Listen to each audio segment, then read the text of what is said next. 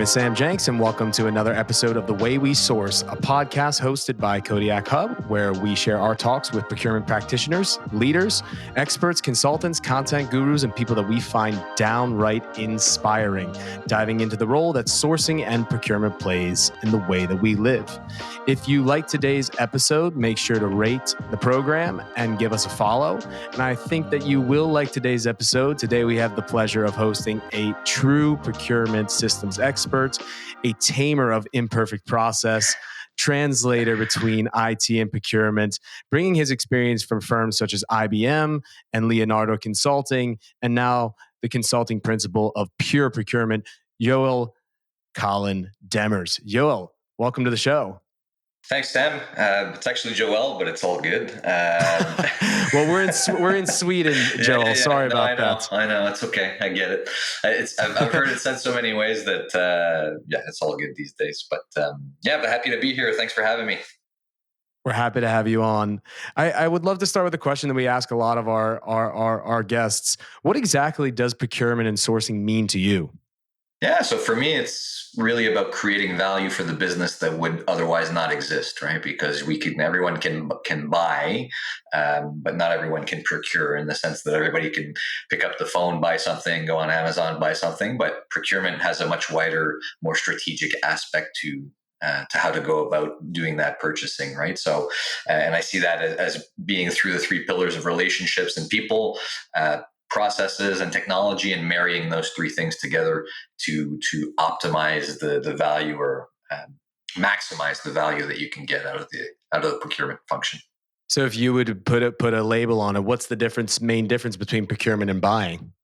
Well, for buying is part of procurement. So you can buy, sure. You can buy without procuring, but you cannot procure without buying, right? So buying for me is a subset of procurement, whereas with procurement, you're analyzing spend, developing category strategies, sourcing, doing different calls for tender, et cetera, evaluations, putting weightings on what you're going out to market for, putting contracts in place to formalize that sourcing event. Then you're also actively managing the execution of those contracts through the purchasing process and the vendor relationships, the performance, making sure that you're really getting the most value out of everything you're purchasing externally. Well, it's obvious that you're passionate about the role and passionate about the industry. I'm curious, some of our guests have talked about that they found procurement. Others have talked about that procurement found them. How did it work for you? Yeah, it's a funny story, because you can only connect the dots looking backwards, right? So I don't think procurement and technology was necessarily a goal I was aiming for from the outset.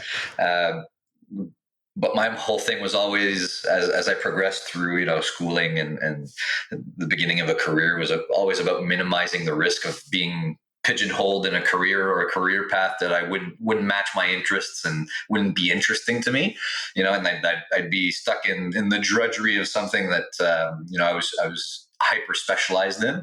So I always tried to keep things general, options open. So I went into business. And then IT seemed like a good specialization within that business degree as well, because everybody needs IT, right?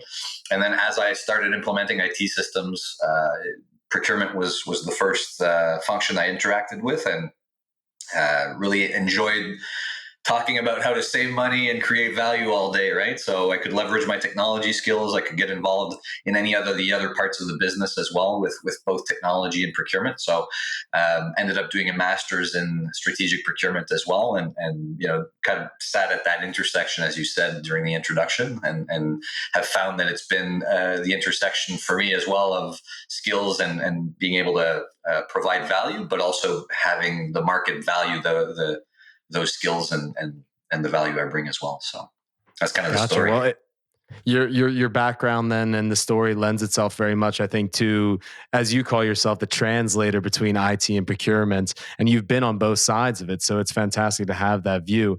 You speak in your profile on LinkedIn of bridging the gap between IT and procurement. How can procurement bridge the gap? How can IT bridge the gap? What is the gap that exists? Yeah, so the gap is just a different set of skills, right? A different set of priorities and definitions, language, culture, essentially, right? So I think it's really about understanding the other function as best as possible so that together you can create more value than alone in your separate worlds, right? So, for a procurement organization, the best way to do that is to ensure you know who on the IT side is the application owner for the applications that you use, or the modules that you use within an ERP, for example. So who's your procurement IT business partner, or your business process expert, or your process owner? There's a bunch of different terms, but who is the person that's responsible for that portfolio of applications? And then you want to make sure you start developing that relationship, right? You want to have a partnership with that person and with your respective teams as well, right? So as a head of procurement or CPO, or even a director of a category, like you're going to have to know, okay, how's the IT team that serves procurement? How are they structured? How do requests for changes come into that team? How do they plan their capacity, et cetera? How do we get the most value out of that based on what we're trying to do with our business objectives? And then you want IT as well to understand what you're trying to do with procurement. What are your business objectives? Where are you heading? Right. So that they can lend their specific IT skills to achieving those objectives, right? So you shouldn't be expected as a CPO or as a procurement team to know what a middleware is, how interfaces work, the software development lifecycle. What's the difference between an incident and a request? Like all these different types of things that are more IT specific. So that to me is the gap, right? Is bridging those two worlds so that we can benefit the business and by achieving those objectives that you have in your procurement department, supported by IT, and then that contributes to the overall company objectives, right? You work with a lot of vendors on the tech side, but also plenty of practitioners on the buy side. I know that you've been involved in probably a lot of digitalization projects, or projects where new applications are being acquired, and the bridging of that gap is necessary, right? It's the hardest part of those projects. I'm curious, in those projects, what do you see that teams are currently getting right, and what do they need to be doing more of? Yeah, so I think, to reference back the answer I just gave out to your previous question, I think the leading procurement teams are doing what I just mentioned. So they're really working on their digital literacy, their digital skills, and not when the project starts, right? Like far in advance of when the project starts, like when they're crafting roadmaps. And that comes down to like talent acquisition as well. Talent acquisition, but mostly as well talent development, right? So especially in this market, like if you have good people, you want to keep them, you want to make sure they're progressing and you're developing their skills. And if you can go get folks that have that experience, all the power to you. But in my experience, I've found that clients have a hard time doing that as well, right? Or on the buy side, and they should probably be doing less of trying to do it all themselves, right? Like being ultra confident, right? That they're going to be able to do it themselves internally without developing certain skills, because you don't know what you don't know, right? Essentially. So, so you want to make sure that if you are going to do it yourself, you give yourself enough lead time to go see peers in your industry, or companies in other industries that have a similar profile to yours, and that you're asking questions not only on the technology but on the skills side of things, right? There's 400 plus applications on the market that are serving procurement now, like Kodiak Hub being one of them, and there's people like myself that are studying it every day. So leverage them, right? They're an accelerator. They minimize risk. Of course, I'm biased in that answer because that's what I do. But I see the benefit for organizations that don't want to do all the work and the learning themselves of how the market's structured, how they should be road mapping, et cetera, and developing all of those skills before they do anything. Yeah, that's good insights. And I think it's an interesting dichotomy, right? Procurement teams, in many instances, when buying procurement technology, it's one of the first times that they're procuring for themselves, right? Or if not the first time, it's a decision that has a totally different weight to it in that aspect, And I think that also adds into the complexity of it all. When it comes down to it, technology has been a huge trend during this era of digitalization and procurement. And I would love to double click on that particular topic, as you are really a guru within this space. And I think that your profile lends itself to that. Plenty of tech implementations fail, right? What goes wrong? Yeah, so I'll just double back on that term. Like I hate the term guru or expert with that, but I mean it speaks, right? But I think I don't know everything, but I know a lot, and I probably know, like, the fact is I know more than, as you said, organizations that are focused on executing on procurement every day, right? Right. So I think I don't want to set expectations too high with people listening, right? Or sell a sauce that I shouldn't be selling. But to answer your question directly, like I think the failure rates for tech implementations, not just for procurement, but any other function, and most of what we're discussing applies to other functions as well, where there's like Mm. a multiplication of the technology available to support the different functions within the business. So what we do is we focus on the technology, right? And those 80% that fail, they're going, okay, we picked the wrong technology. Right. Technology does have some bearing on success, but I mean, the market's getting to a point where, to me, it's reaching a tipping point where, instead of asking, here's what can the market do for me, and then settling for the answer, you can actually develop a strategy yourself, like where you want to go with your procurement business, and then ask the market, can you do this for me? And the answer is going to be yes, right? So it's a small shift in perspective, or a nuance in how you should approach the market, but it makes all the difference as well. So the technology, yes, does have some bearing on success, but much less than we think. The biggest issue to me is readiness for change and capacity for change. Readiness Mm. is the attitude. So it's working with your key stakeholders, aligning everybody on the big ship instead of having everybody on boats going in different directions, right? So having your key sponsors, your governance structure, everybody aligned on why we're doing this, and that it's a good idea, right? That they see the value in it. That in Mm. and of itself is difficult and can torpedo a lot of projects. But I find that is a known. It's a known unknown, in the sense that you can work through it. You could go, okay, who's our stakeholders? What do Right. we need the messaging to be, et cetera? Like, it's something that you can work through quite easily. And then that's Mm. the second part, is capacity for change. So that, to me, is a capability, and that's where it's harder, because it's an unknown, right? To use Rumsfeld's old term, which is, you need certain skills around middlewares, interfaces, how the application market is structured. You need to understand certain things, and digital skills as well, right? Like, just your how you operate on a Windows system very deeply will lend itself um, to better implementation of these types of tools, just because they're all structured the same way, right? So Mm. that's the hardest part, because you don't know what you don't know. You don't know what skills your team is lacking, essentially, to be able to be successful, because of the point you raised earlier, which is, you don't implement these types of technologies very often as a procurement organization. Right. And I think that that responsibility definitely falls on both parties in that case. But I think that you have a great tip there of shifting the mindset to understanding what is the strategy first and letting that lead kind of the adoption of the technology following, which I think is a great outlook, and maybe also kind of prefaces this next question um, rather nicely. I like this idea of the chicken or the egg, right?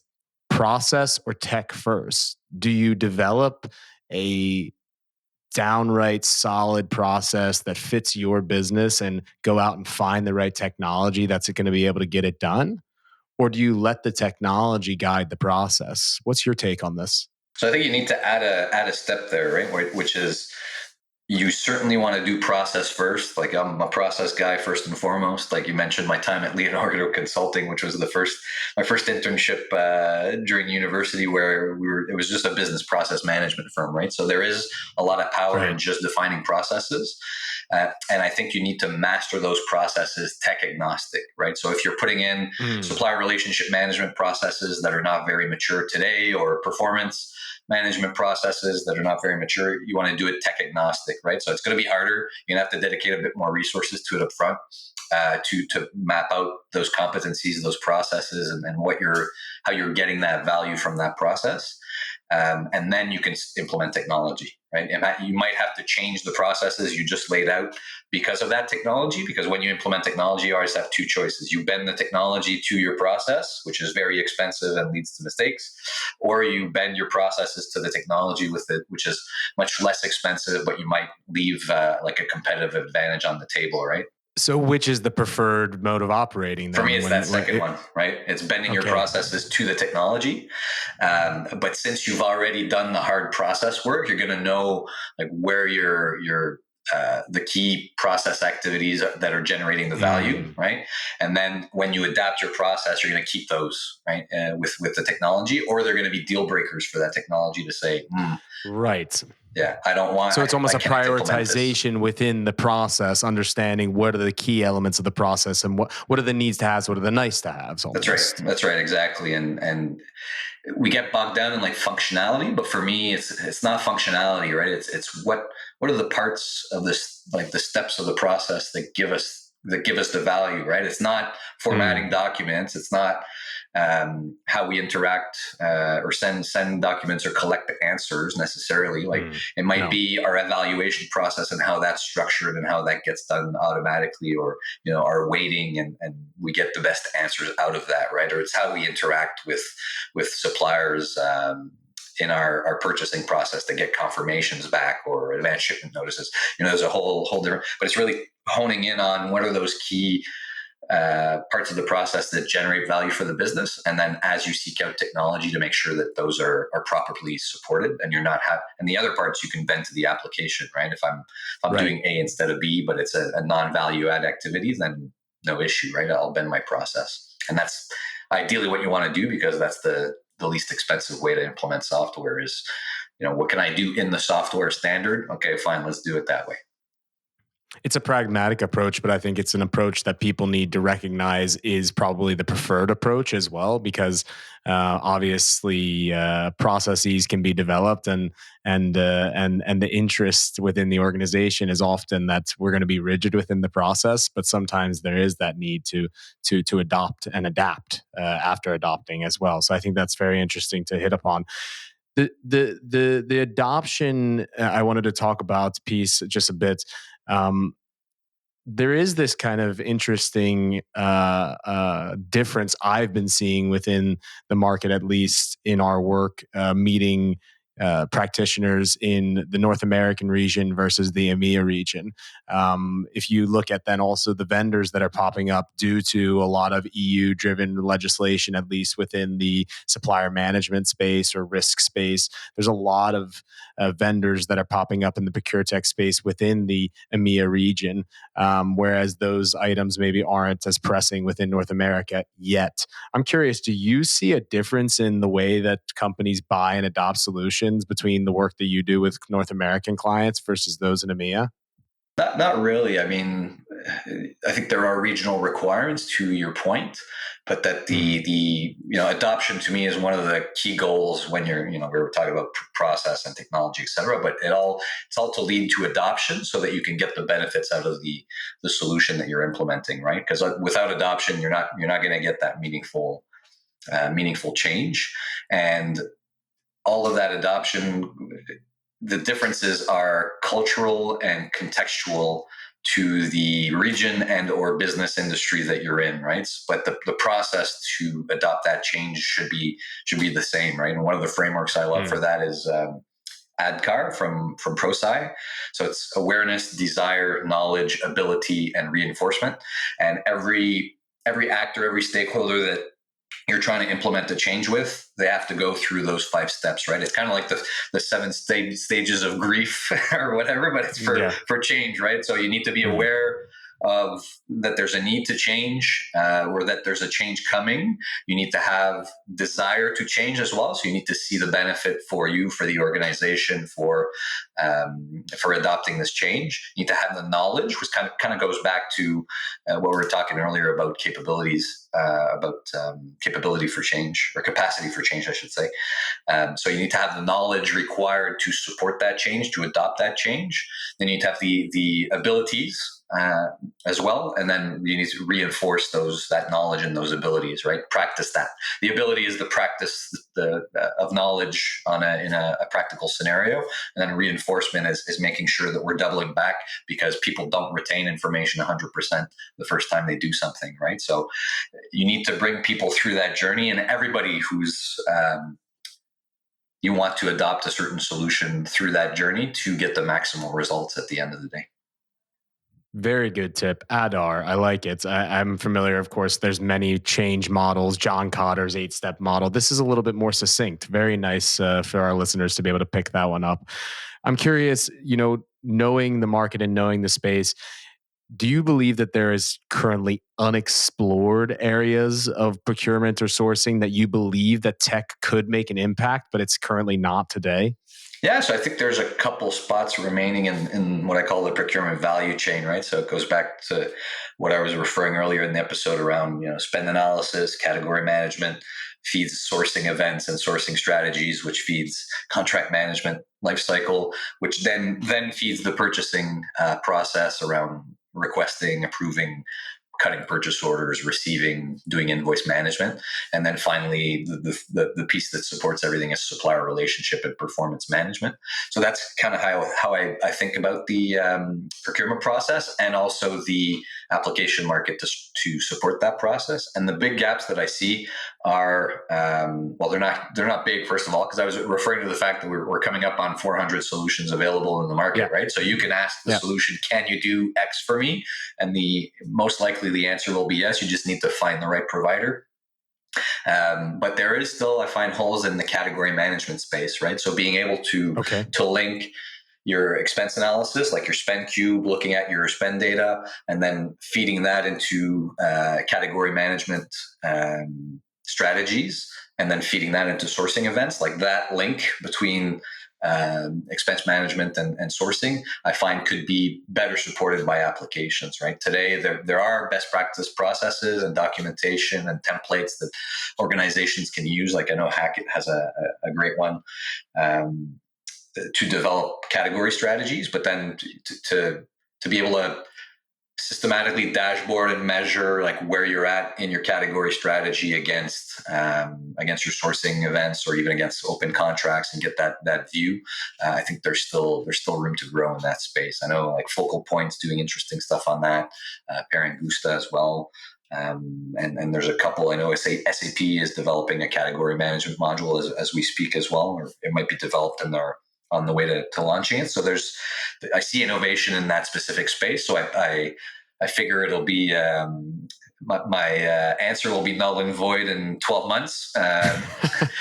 Well, this episode will come out before they get around to launching their new functionality. So you'll still seem like the expert here. Don't worry, Joe. That's good. Yeah, good. And so cool. It's really a Swiss Army knife of applications out there. So, but that's part of the paradox of choice, which is, you now have a Swiss Army knife, but it's really easy to take the knife out and cut yourself on the hand with it because there's all these choices out there, right? So I think it goes back to what we were saying earlier around go to your business objectives, then cascade those down to what your procurement objectives are, and then roadmap from there, right?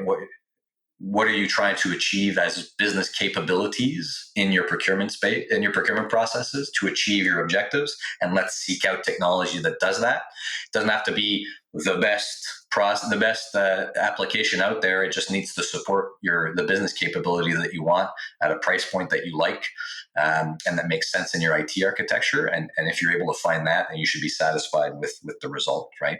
And not ask yourself, like, have we analyzed the 100 companies that could potentially do this thing for us? Would you say that that's a mark of a successful, is that a measure of success of a new technology for a business then? I think so. Like, is it doing what you want to do? Like, are you developing the business capability that you want by implementing that technology at a price point that makes sense for your business case? Like, if the answer is yes, then I think it's a win, right? Yeah, and I think that that's also a much more succinct way and simple, keeping things simple in a way that I think that a lot of businesses miss the mark on by trying to maybe overcomplicate or over-engineer the process when buying new technology and adopting new technology as well, right? It's often that we see it, at least in our line. And it's funny because you mentioned like procurement doesn't often buy technology for itself earlier on, and that's really important because it kind of changes the mindset. And as procurement professionals, we're really analytically driven, and we want to make sure that we're making the risk right decision. Averse. We don't want to take on unnecessary risk. We want to optimize the formula, right? But with other stakeholders, we're saying, just do 3 bids and a buy and it'll be fine, right? And we kind of need to adopt that same strategy for our own procurement software needs, especially when you're not looking at like a big suite or a big piece of software, but you're looking for something more targeted for a specific vertical in the procurement value chain, or even a sub vertical within that, something to support a small a portion of your sourcing process for a given commodity, for example, right? Then you should be more about speed and making sure that you get the capability that you need quickly. You're able to adopt it with the change management principles we outlined earlier and get the benefits. And if it's at a fair price point and you're doing it successfully, you're not in the 80% of organizations that are failing to implement a technology the first time, then that's absolutely a win. Great insights, and a lot to be able to dig into from this episode today. I think that our listeners have some awesome practical tips, but also some good frameworks to be able to take into their day-to-day work. Joel, I really appreciate you coming on today's episode. We want to finish off things on a lighter note, to not just to get to know Joel Collin-Demers, the consulting principal of pure procurement, but also the person. A quick fire round, if that's okay with you. Absolutely. Random questions about everything that's totally unrelated to procurement and sourcing. All right, let's go. Ready? Yeah. All right. You are sitting in Canada yourself currently. If you were to take a trip, all expenses paid, tomorrow, there's a flight ticket waiting on your front door as you open the front door tomorrow morning. Where are you heading? Probably heading to your neck of the woods, Sweden, Finland, Netherlands, all those OCDE countries that have such a high happiness index. Go see what they're doing over there. All right, very cool. We have a saying in Sweden that's called a paradrätt. It means the dish that you would make to somebody when they would come over for dinner, because it's your go-to dinner that will be able to impress. I'm coming over to dinner. What are you making me? Oh, smoked salmon that just melts in your mouth like candy.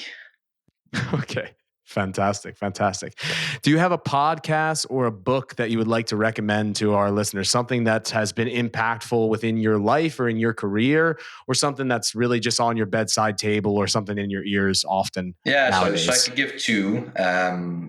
There's a podcast that I love by Cal Newport. I think it's called Deep Questions, and essentially it's all about how to structure your prioritization, how to structure your work, to be productive, but not in the way that you think, right? Not achieve more with the time that you have, but it's to achieve the right things, right? To pick the right things and to prioritize them, to give yourself space to have deep work sessions, to have deep thought, because at the end of the day, that's how you produce original ideas and how you get to original results and great results, right? So that would be a podcast. And a book, I'm really a big fan of Marcus Aurelius's Meditations. So Marcus Aurelius was a Roman emperor, I think like 1500, can't remember how many years ago, but anyways, and died with like essentially a workbook of rote memorization skills, that there phrases that he put there for Stoic philosophy, and essentially, so it's like his personal journal, right? And he never meant for anybody to find it or to read it, and it survived through the millennia, and now we have a glimpse inside the thoughts and thinking processes of a Roman emperor, and it's very much around just how to Stoic philosophy, but how to go about your day to not let things knock you off your path, to kind of link it to that podcast. Sorry, okay. That was not rapid fire at all. No, but I mean, it nonetheless inspiring. It's fantastic that one's private diaries have now become something that you are inspired by. I think you'd be mortified. Who knows? Maybe you'd be mortified. Well, maybe one day your private journals will also become a book. You never know, Joel. Thank you so much again for being on today's episode.